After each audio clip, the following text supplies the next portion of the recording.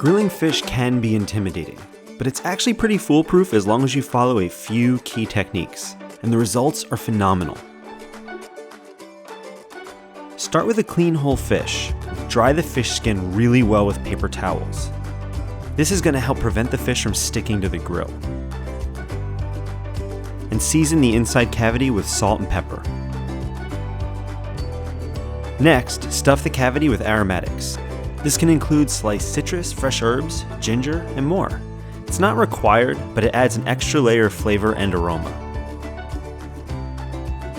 Now prepare your grill with a 2-zone indirect fire.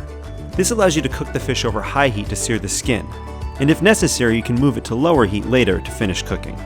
Cleaning and oiling your grill grate is especially important with a delicate protein like fish. The last thing you want is for the fish to get stuck. Then season the fish all over with salt and pepper and rub it with oil. This is going to help prevent it from sticking too.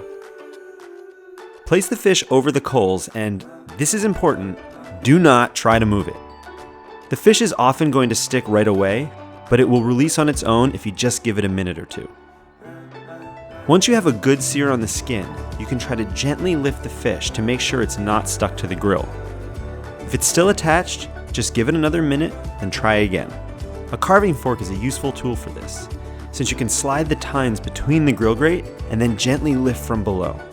Flip the fish by using the carving fork with a spatula, or 2 spatulas, rolling it over its back to the other side.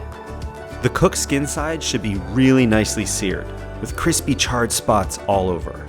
Continue cooking until the fish is cooked through. If it starts to burn before it's done, just move it to the cooler side of the grill and let it finish cooking there.